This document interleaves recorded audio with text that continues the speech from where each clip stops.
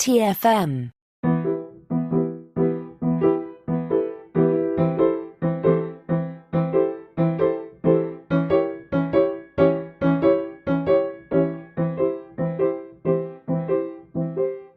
Welcome, stargazers, to another episode of the Artificial Tango, our dedicated Star Trek Picard podcast. I'm Christopher Jones, and with me, as always, is my esteemed co-host, Matthew Rushing. And Matthew, it's a little bit dark in here. Do you think we could turn the lights up a little so I can be sure who's playing Matthew in this episode of... No, you're a monster!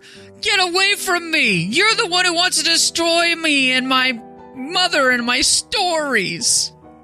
I'm very sorry. I may be a monster, but not in the way you think. I don't know what that means for me.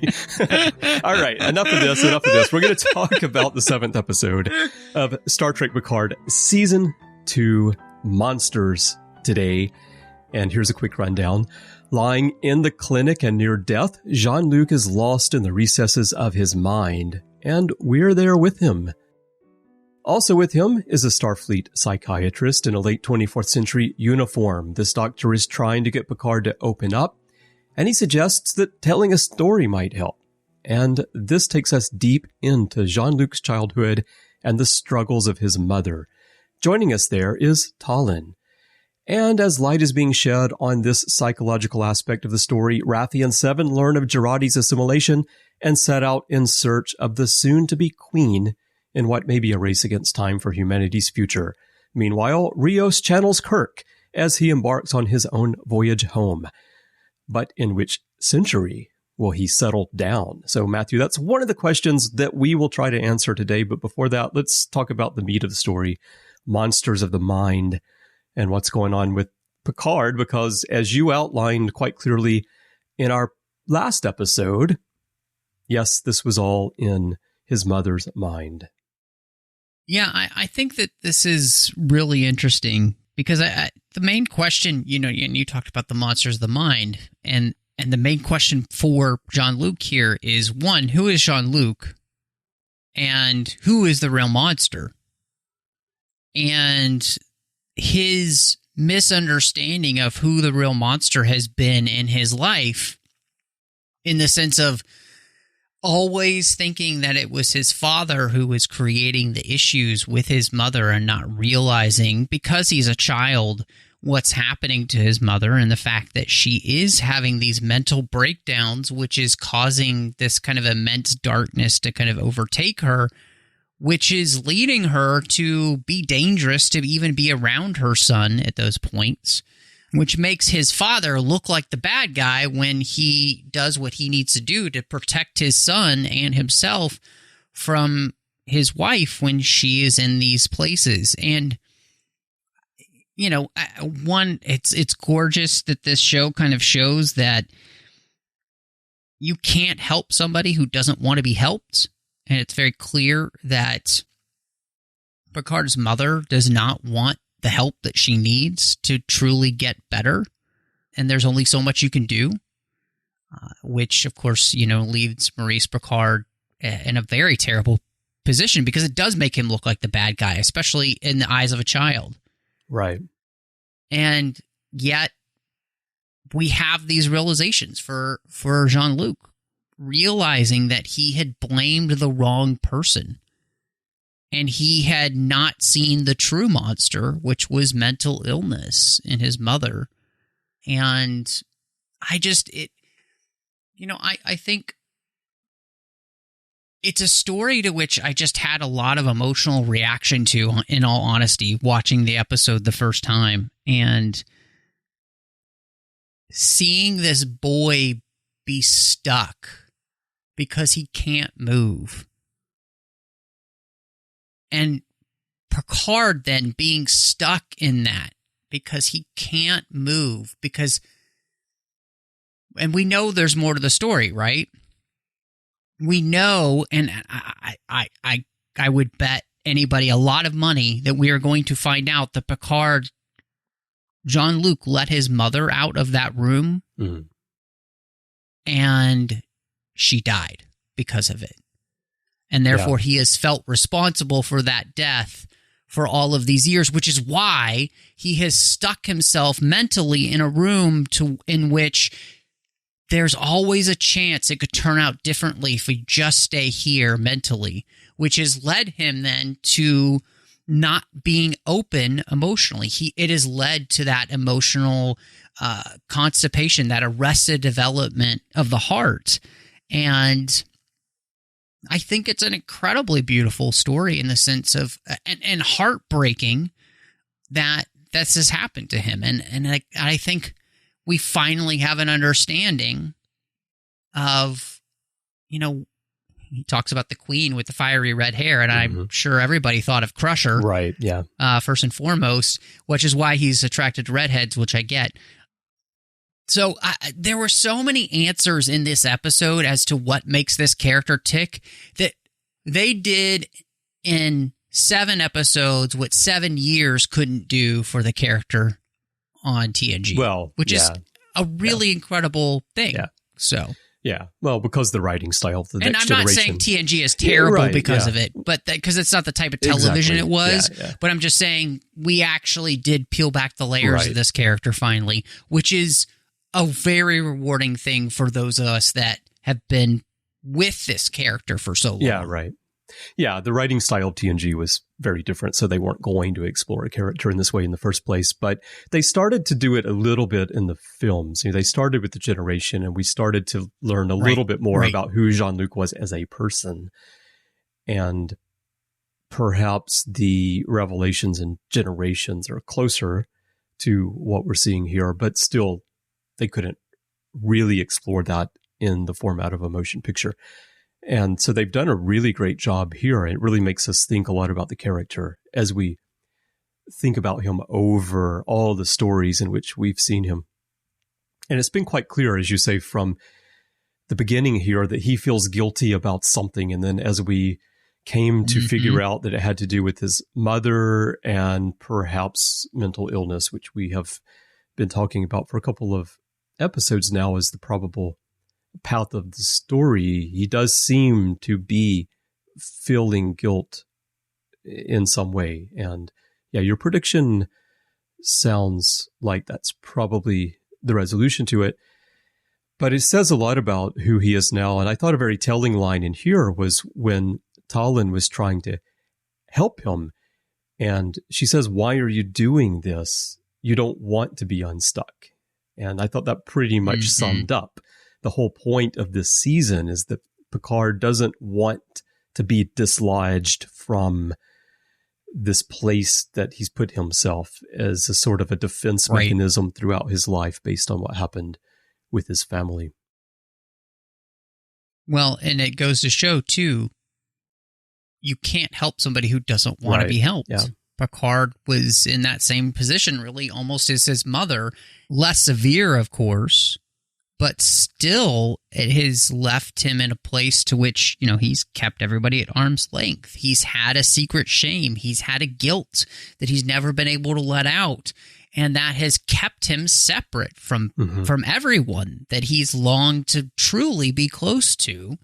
And it's also just kept him alone in the way that he doesn't have to be if he would let go of it. Yeah. And so, I think obviously this is something to which his possibility of a relationship with Laris and all those type of things, we're really working towards that. But I love this. Picard says, "You want to pull me apart." And that's exactly what this season wants to do, is to pull him apart like silly putty and see what's in the middle. Yeah. Yeah. The difference between him and his mother in terms of wanting to be helped or not, I feel like his mother, I don't think that Jean-Luc has the same mental illness like his mother, and his mother was very much lost. There was this line early in the episode where he says, "Perhaps that's what happens when you live in a world where monsters are real." And the scenery around them is this like fairy tale and the monster outside the window and so forth. And then he's saying this line, but I think the point is that for her, the monsters were very real in her mind. And there's that moment later when Talon says that there was no monster chasing your mother. And his father says, no, there always was. But I couldn't save her, not from her own mind. So she maybe didn't want to be helped, or she was too deep into this world in her head that she couldn't be reached and she couldn't be helped. And then Jean-Luc, on the other hand, I don't know. I was just thinking as you were saying that a moment ago, do you think that Jean-Luc over the years truly didn't want to be helped, or he was afraid to be helped? It was better to just keep this in the back of his mind and not let it surface. Maybe because he also tells his father, you were a relentless father, your cruelty, you ruined her, you broke her. And if you think about how he was always scared to get close to Beverly, which we always took as being the fact that she's under his command, but it perhaps could be that he was very scared that he might become his father if he let everything come to the surface and he really faced it all. Or at least who he perceived his father to be, I should say. I'm not sure. I'm not sure that he was afraid so much of becoming his father. I think he was afraid of being hurt by somebody the way his mother did hurt him. Again, I think that this is really going to come down to some abandonment issues. I think he's going to feel guilty for having let her out of the room, but then I think that she might kill herself. Therefore, Picard will feel abandoned by his mother. And so if you never get close to anybody again, that can't happen. Right. Plus, I think, and not to get, crazy psychological on this, but if you have that kind of mother issue as a male, it is going to be difficult for you to have a healthy relationship with someone of the opposite sex because of the fear that's going to be there if you never deal with it emotionally. Yeah, and it might be subconscious fear, but it's there. Exactly. And I think that's the key. I think you're absolutely right. I don't think Picard realizes that this is actually the thing because he hasn't ever truly kind of tried to understand what has kept him from being able to move forward. And this whole season, again, of thrusting him into a place to which he has to deal with these emotional issues is important, and obviously will be important to what we talked about, kind of the end of the episode with a thought of maybe how they can understand what Q wants in all of this. So I think what's interesting is that there are more connections here between what's good for Picard and what's maybe going to be good for Q are linked. Oh, I think so. Yeah. And then lastly here, this was kind of addressed, actually, what you're saying about Picard's fear of opening up to someone else. It's sort of addressed in the dialogue when the young Picard says, what if it's not different this time? What if it's the same as every other time? That's his fear, right? It's always going to be the same. Let's talk about his father a little bit, and also the choice of casting here of James Callis as his father. That opening scene where it's obvious that we're in space and we see that comm badge from the TNG film DS9 Voyager era. We hear this voice, and then in that dark, as I was joking about at the beginning of our recording today, that dark room where you can't quite see what's going on, and the fact that we had those DS9 teasers early on, and we've been wondering where that is, maybe for just a microsecond, we thought, could this be Dr. Bashir? But then we see it's actually Dr. Gaius Baltar. Which, it's very interesting to me. Obviously, this show is created by Kirsten Beyer, and this reminds me of Dr. Cambridge from the Voyager books, who is very blunt, very honest type of character, very much like this doctor that he's talking to here, which he, in the dream there's this kind of veil that's blocking him from realizing he's actually talking to a personification of his father as the therapist, which is interesting because I think it goes to the veil that's going on with a lot of things here. We'll talk about that with Talon and being Romulan. So a lot of veils being lifted in this episode. Or to speak in Christian terms, we just had Easter. The veil is being torn finally, and people are going to be seeing what's behind the curtain. I loved this casting. I thought it was fantastic. One, because I think it very much helps with the idea that, you know, if he has this very British father, why he has the accent that he does when he spent most of his life with his father and not his mother, you know, so that's great. James Callis is a fantastic actor, you know, total reprobate as Gaius Baltar in the Battlestar Galactica series, but here I loved it. I did love, even, I've heard a lot of people make fun of the uniform that he's wearing because it's not the Deep Space Nine uniform, right? It looks like it, but it very much feels like a dream version of something that lacks some of the dimension and the realism. It's just like a representation of that. Which is what it is. That's what it is. It's in his mind. Come on, people. Yes. Why do fans sometimes have to get so bent out of shape about the tiny details? That's the point, is that it's not real. Yes. Even though it's not quite as nice as those uniforms we saw like in First Contact, I was brought back to the fact of how clean and neat that look is compared to what they do now, where everything is so busy. I think it's my favorite uniform design. Yeah. I mean, for me, next to the Monster Maroon, there's no better uniform than the First Contact uniform. Same. So, and or DS9. So I thought he was great. And you know, what's interesting is to see that, you know, a lot of who Picard is comes from his mother.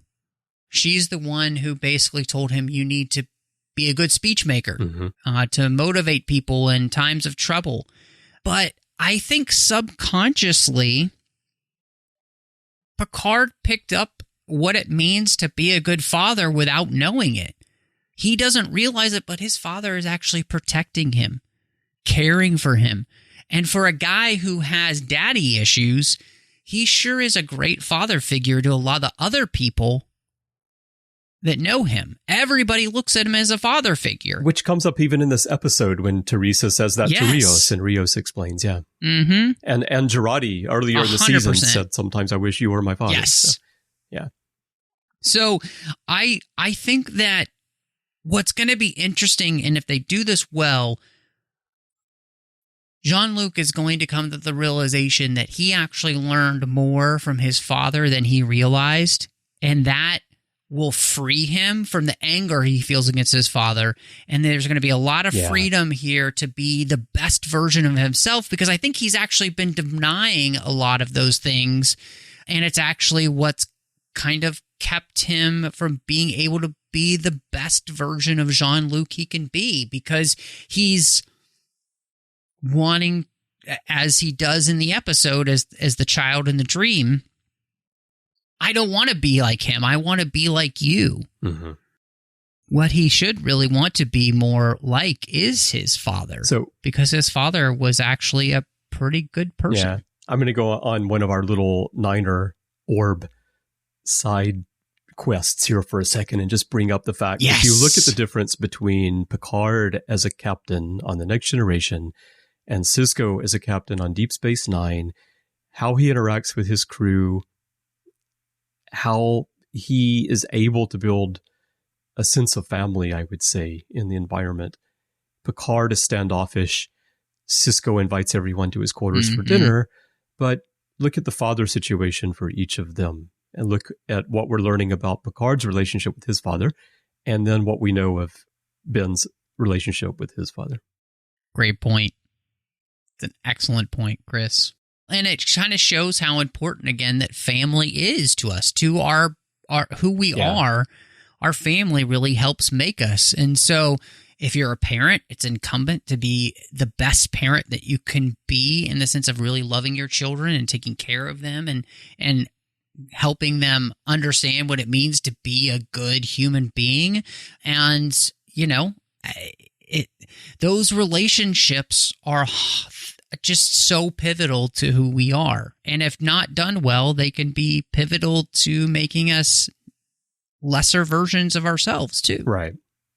If not done well, they can sometimes propel you to be what you feel your parents weren't, which is what happened in my case, but it also can go the other way. And so as a parent, I always strive to be there and be as caring and supportive as possible, in part because of my background growing up. Talking about James Callis as being cast here, I thought he did a phenomenal job in this episode because in the early parts of the episode, he plays the psychiatrist in the way that character needs to be played to lead Jean-Luc along in this story. He listens, but he also agitates Jean-Luc. He's a bit mysterious. Yes. There are moments, if we didn't know that Q had lost some of his powers, there are a few moments where I almost feel like Q is speaking through him.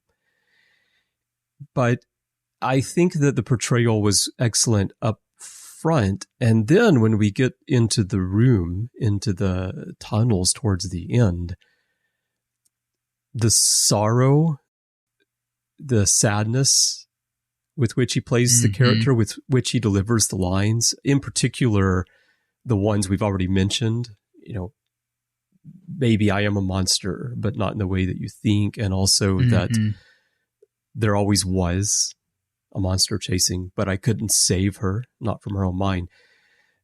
I just, the delivery really, really sold that part of the story. And I think that Callis was the right choice, even though at first I thought it's kind of an odd choice of casting for Jean-Luc Picard's father. But by the end of the story, I think it was an excellent choice. Yeah. Definitely didn't get his father's gift of hair, but, That's true. That's very, very true. So moving along, you mentioned already that Talon is Romulan. What did you think about that reveal? Because my initial reaction was, okay, this is a little bit unnecessary. I kind of liked the idea that this person resembles Laris, but is human, and that's triggering something in Picard. Now we find out she's actually Romulan, and then Picard says, you could be an ancestor. And then I started thinking, well, okay, could be an ancestor, but is this actually Laris? I don't know. There are many ways you could go with this. Romulans do live a long time. Yeah. I'm of the opinion that this is Laris, and that we're pulling back veils from, pulling the wool up from over his eyes finally and helping him see things, and that this is being done on purpose to be able to give him the connection that he's going to need with somebody to be able to make that next step. And, as he mentions in this episode, we've just taken one major leap way past personal boundaries. And I think that's the key here. And I think that's one of the things that Q is after, right? He's after somebody finally actually knowing who he is to the core. We all want to be known and loved. To have one without the other doesn't mean the same thing to us. So for Picard to be fully known here, for the most part, we still haven't finished the story with his mother, which we'll finish, and she will then fully know who he is and will then still fully love him, will be something that I think is exactly what we are all looking for. And in the end, I'm thinking that's what Q wants too. Q has spent all of his existence not really being who he fully is for anyone, and it seems to me as if he's dying finally, and he wants to be fully known I don't know if it's possible to fully love Q, but we'll see, you know? So I think that that's why Talon as a Romulan is going to end up being important for the story. And it would make sense to why Q kind of creating this scenario where this can happen makes sense then. Mm-hmm. So that's the way I'm seeing it right now. Yeah. So, but who knows? I mean, we still got 3 episodes and I could be completely wrong. Yeah, sure. Well, Q creating this may be the key, because I mentioned a moment ago that Romulans live a long time. So if you were trying to just purely make it linear, it could still be Laris. But what I think is more likely is the fact that Q created this whole scenario in the first place, and he put certain individuals here and there where he needed them. And so certainly he could have put Laris into this position to be part of this big puzzle, this big mystery that Jean-Luc has to solve. And then the real key to that, again, is we're delving into the mind, delving into these doors that Jean-Luc has kept closed, that Laris was trying to open, putting Laris in this position to be the person that actually goes into his mind and dislodges him, helps him get unstuck from this thing that's been holding him back all this time, makes perfect sense from a storytelling perspective. The reveal itself, I thought, it just came out of nowhere in terms of just, well, let me show you my ear. And then the explanation is, now I can't hide my ear for 8 hours. Well, but remember, you know, she knows what a mind meld is in the previous episode. She also, the device that goes on her ear actually looks like it is made for someone with pointy ears. That for sure. Yeah. And she's not an elf. Yeah, that for sure. So I think they laid a few different breadcrumbs in there for us to follow maybe this is actually a Romulan. Maybe this is actually Laris. So I'll be fascinated to see where this goes with, you know, the story and how we end up wrapping it up in that side. So, yeah, I think that's, you know, this is one of those places where it's serialized television, and therefore this is probably not something we'll have fully answered. No, I don't think so. Not with 3 episodes. Another couple of episodes. Yeah, exactly. So, you know, I'm not too worried about it. And hopefully, like the other revelations we've gotten in this show so far, I think most of them have gotten better as we've moved forward.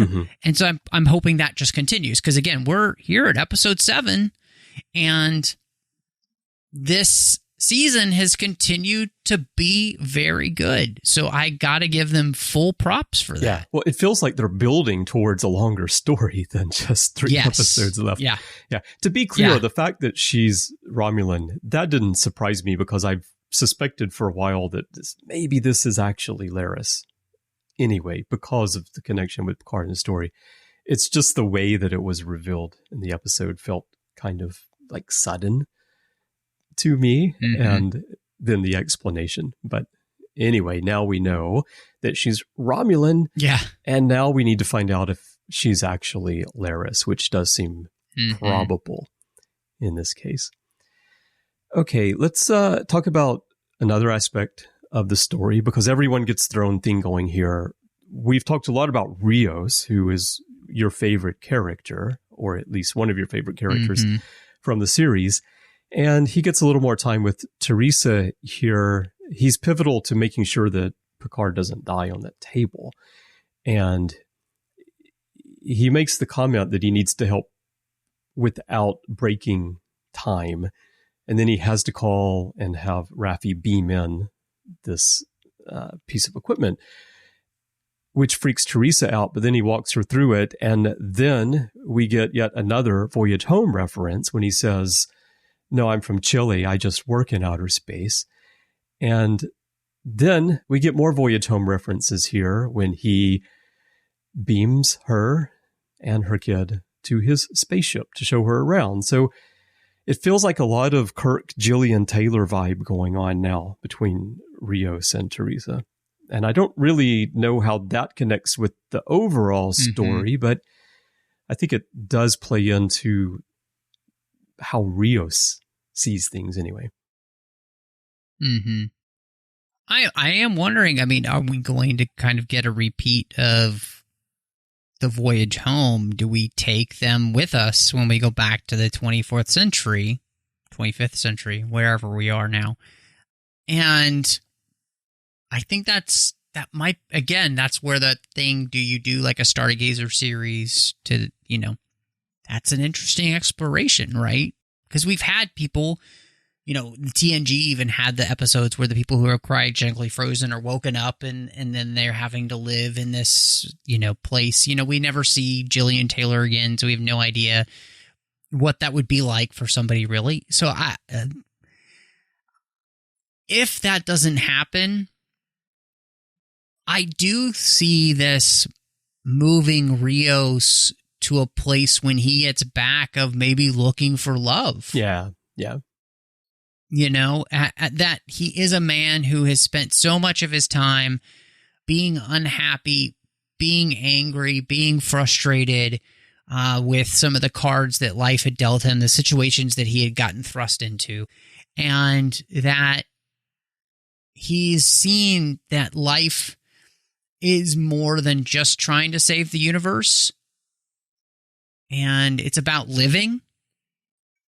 And something to which Picard is also learning. So I think that makes for a nice mirror there. But as for how that actually happens, I'll be fascinated to see how far they go with the story. But I personally am enjoying his storyline, because I think it also helps connect us to the fact that what they're trying to save is the future for them as well, not just themselves. And so we're intimately connected with people we don't want to see move into a horrible future at this point. Yeah, that's a good point. So I like that. I think that's good writing. You want to make us care about this time period. And that's, there's another story here that's also helping us do that as well. So kind of adding a couple of different layers to it, which is great. Yeah. I think the parallels with Picard are important. At least for me, I noticed that with the Rios character, you have someone who something happened to him. He pulled back. We saw that in season 1. Now he's learned to open up again. And now he is even open to love with Teresa. And that's something that Picard hasn't been able to do yet. So if you look at the two characters side by side, you see one character progressing while the other doesn't. And the character that's progressing is talking about how much he respects and looks up to the other character, Picard, and kind of sees him as a father figure. And then we have this whole story about how Picard sees his own father and then learns the truth and advances. And as for, will they go to the future? I mean, if they follow through this whole voyage home thing that they've got going through this season as a proper parallel, they'll get to the future. Teresa will get assigned to a science medical vessel, and Rios will say, well, how can I find you? And I don't even have your number. And then she'll say, don't worry, I'll find you. And then they'll go on their own way. And then Rios will get a new ship for himself. But I don't know if that's what's going. Another way to think about it, though, I've been kind of mulling over, is that, first of all, you think, well, you can't leave Teresa and Ricardo, her son, in the past when they have knowledge of the future. You also, if you take them to the future, you're removing two people from the past, and that has repercussions. Of course, it's all interesting in her role in this story, the fact that the name of her clinic is Butterfly, and we talk about the butterfly effect, and then she's at the center of this with Rios and what's going to go on.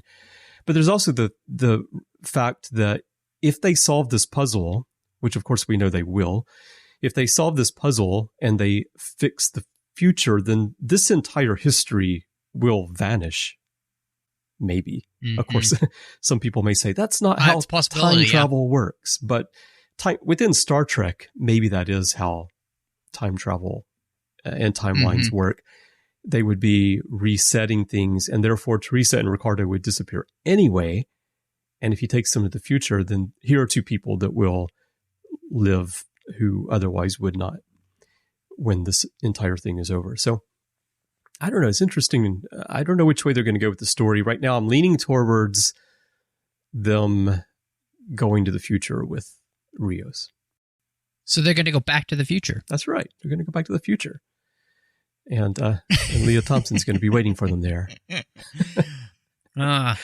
Leah Thompson. Well, let me ask you about this one now. That's kind of, we're talking about questions and mysteries and all, but the biggest mystery in Star Trek history has finally been solved, because since May 8th, 1989, fans have been trying to figure out why Guinan did that thing with her hands, that kind of claw, funky thing when she saw Q and Q who.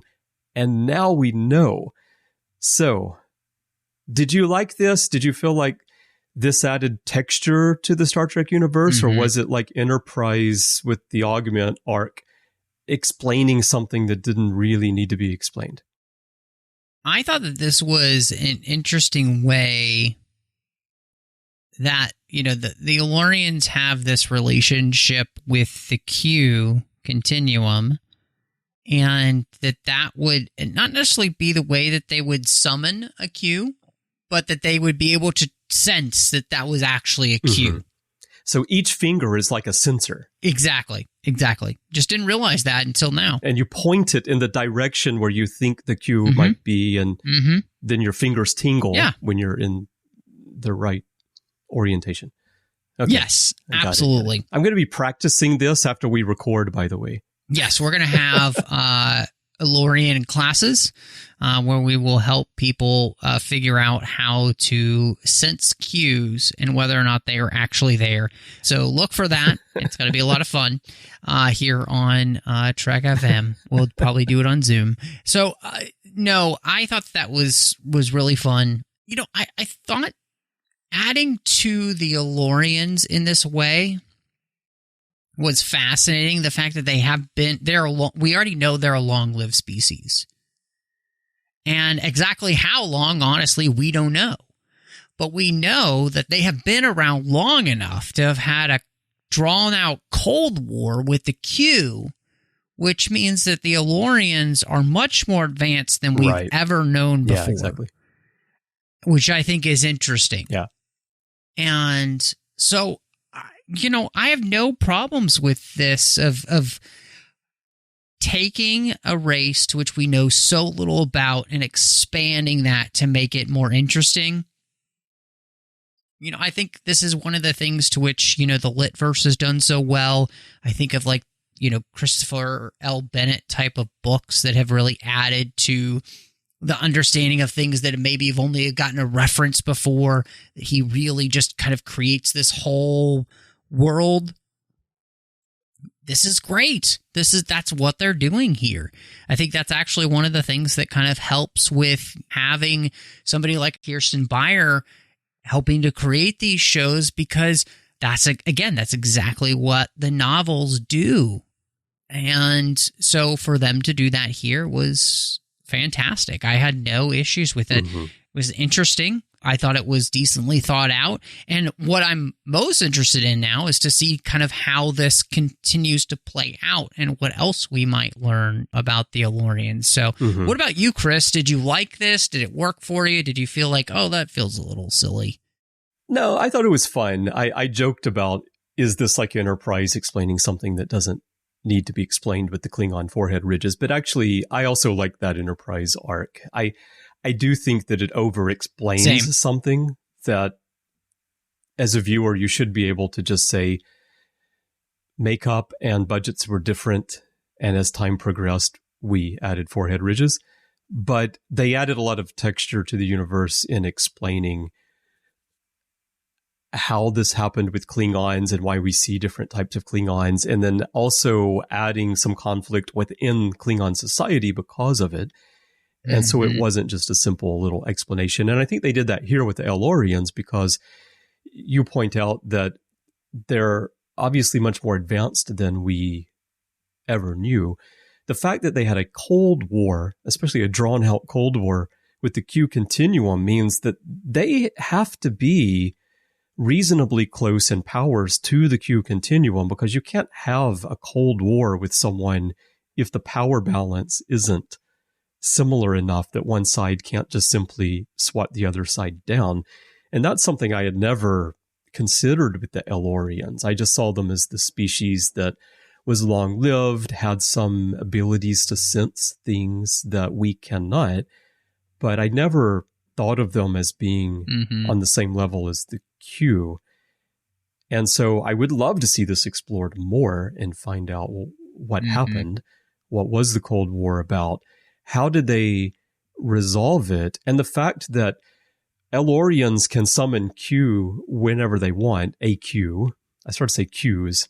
It's hard to make them plural. They're all named Q. But summon them whenever they want. It kind of suggests that the El-Aurians maybe won that conflict. They had some leverage over the continuum in the end, which is also really fascinating to think about. Well, and I was thinking that, I think it adds texture to the idea that the El-Aurians, with their listening capabilities, with their senses, they have the opportunity to have a leg up on the Q in the sense the Q can't surprise them. Right. The way that Q can for other races. So I think even if they're not necessarily on the same wavelength power-wise, part of Q's fun is to be able to show up and people don't realize that he showed up because he can show up in any form he wants. But, if you're an El-Aurian and you can know that there's a Q there just by doing the hand thing, kind of ruins that opportunity. And just you get this thought process that their senses allow them to be able to understand when the Q is near in the first place. So I think all that just makes for more interesting and nuanced and fun storytelling. I mean, one of the things we talk about so much and we love about Deep Space Nine is the way in which it takes races and it accentuated them in ways we never thought possible. So they're doing that here with the El-Aurians, and that's great. Yeah. But I do love the fact that the entire story element is born of the fact that people have been asking all these years, why did Guinan do this thing with her hands? And then from that, all of this evolves. So it is fun. Yeah. And, they can contain entire moments in liquor bottles, which who doesn't want to do that? Exactly. I'm just seeing a shelf behind the bar. It's like, what kind of moment do you want to experience? I've got this, I've got that, I've got that. I've got that time when your favorite team won the championship. I've got it all back here. And then that guy wanders in. Before we leave this scene, I did love Patrick Stewart's forced laughter when the guy shows him the video of Picard beaming in. The And Guinan's explanation was about the cameras going to fritz. But I almost thought she was going to say, I used to have this app that could put special effects on any video you want, because in this season, they're just using standard iPhones. You just see them, when Renee was texting Q, it's just like an iPhone 12. That's just augmented reality. That's all that was. I love that moment. Okay, last item for us to talk about here, and probably quickly because there's not too much of it in this episode, but Jurati with a side of Borg Queen, or vice versa. When Raffi and Seven go back to the ship, Seven realizes that, okay, this encryption code is Borg. Jurati purged all the Borg code. Now it's back in. How did it happen? And then they see the footage of her doing it, and then they go and they run away. One thing I want to point out in that entire scene on the La Sirena, how good is Jeri Ryan's acting? Just, I don't know, to me, it's just so natural. She has that character down so well and has evolved it since Voyager. And I loved all of the moments with her there. I do think that, yes, she's great this season. I think part of that is the fact that she has been able to, in this century, to become more comfortable in her own skin without the implants, and it's allowed her to be able to, I think, be Annika in many ways that she never thought possible. So I think that's all great. We've talked at length in the season so far about who this Borg Queen was going to be, and is it possibly Jurati? And I think, of course, this really continues that thread of that's the possibility of that's who the Borg Queen would be that's coming through the rift. And I love the way in which we're seeing kind of like the birth of a new queen here. The idea that as the queen continues to manipulate the hormonal makeup, it allows her to take over the body more quickly and therefore create what she needs. And again, I think this is one of those places where we've added another layer of complexity to the story and fear as to what's going to happen and how this is all going to work out. Because, creating a new Borg Queen in a place where humanity has no ability to protect itself other than this crew on the not La Sirena, it's not good, right? So I think, episode 7 leaves us in a place worse than we thought possible with the threat to this century, while at the same time leaving us in a place where we feel more hopeful about the character Picard himself in a way that we haven't before. So there are those two polar opposites of feelings we're left with the episode, which is fantastic, actually, as we make our way to the last 3. Yes, definitely. And it charts 2 paths for humanity at this point. So they're trying to save the future by helping humanity avoid this authoritarian, tyrannical future that it's headed towards. But now suddenly humanity might not be headed towards any future at all because it may all be assimilated shortly by this new Borg Queen. And, we're reminded in the opening credits every episode of the design of that Borg ship that comes through the rift. And I believe 7 even comments on it in the first episode that design is it's Borg, but it's not like anything that they've seen before, which suggests that it has a different point of origin from all the Borg ships that we've seen in the past, which would also lend itself to this idea that Jurati becomes the Borg Queen, assimilates Earth in the past, and then humanity as Borg evolves on a different path, comes through the rift. We hear these voices asking for Jean-Luc's help, which, as I've been saying, are the voices of humanity. And anyway, that ship design itself actually may be a clue to what's going on. Yeah. I mean, what's really nice about this series is we've set up all of these different obstacles. We're starting to pay off some of them, but we still have major ones left. And we have 3 episodes left to answer the questions. So hopefully we don't just lose anyone. I do think the Soongs, we don't want to lose that storyline. We need that to pay off with Q specifically here. And of course with Jurati, all of those are major storylines that we need to see pay off, as well as, finishing up what we've started with Picard's healing. So let's let's land this starship, Well, those sound like your final thoughts. So my final thoughts are, I think we may have already seen the payoff of the Jurati storyline and don't know it. The Soong, that has to go somewhere. I think Adam Soong is too central to the direction of Earth's future. The fact there's that statue of him in the bay and everything else that's going on there and how he has helped Q, definitely that's going to be coming back around. And I don't know where it's going to lead, but ultimately, I as I said earlier, I feel like they're building up these stories that feel like they will be difficult to resolve in 3 episodes in a fully satisfactory way. But maybe it's going to be like a Seinfeld episode where it all comes together at the end into one nice, neat little conclusion. So we'll see where it goes. And about Picard's mother, I was thinking, as we were talking about that, it's going to be a wonderful topic for a novel that Una or someone can write. exploring what really happened with Picard's mother. I mean, that's absolutely true. There's definitely novels worth of material here to be able to discover and flesh out.